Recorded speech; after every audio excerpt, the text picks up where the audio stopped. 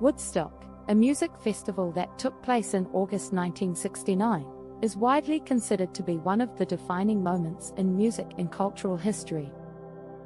The three-day event, held on a farm in Bethel, New York, featured an all-star lineup of some of the most popular and influential musicians of the time, including Jimi Hendrix, Janis Joplin, The Who, and Crosby, Stills, Nash, and Young, among many others.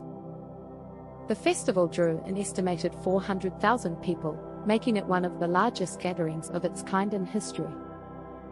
The idea for Woodstock originated with four young men, Michael Lang, Ity Kornfeld, Joel Rosenman, and John Roberts, who were looking to promote a new recording studio they had built in the Catskill Mountains. They initially planned to hold a small festival to showcase the talents of the musicians who would record there. However, as the plans for the festival evolved, it became clear that this would be no ordinary event. The Woodstock Festival was originally scheduled to take place in Wallkill, New York, but was moved to a 600-acre dairy farm in Bethel, New York, after the original site proved to be unsuitable. The new location was farther away from the population centers of New York City and was difficult to reach, but it was more spacious and had more natural beauty. Despite the logistical challenges, the festival organizers believed that the rural location would provide a more natural and authentic setting for the event.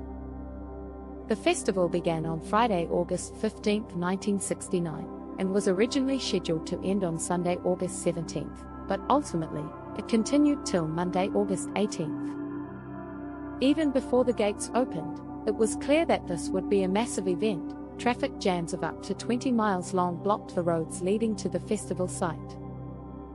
And by the time the music began on Friday afternoon, an estimated 100,000 people had already converged on the farm. The event was not without its problems. The festival site was muddy and unsanitary, and there were widespread reports of drug use and nudity.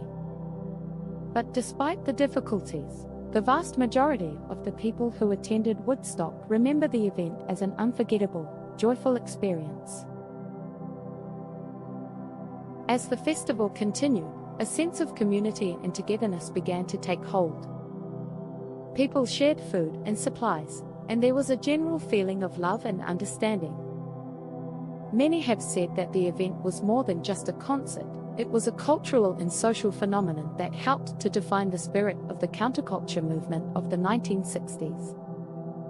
One of the most iconic performances of the festival was by Jimi Hendrix, who took the stage on Monday morning, the last day of the festival. He gave his version of the Star-Spangled Banner that became a defining moment of the festival and is often considered one of the greatest performances in the history of rock music.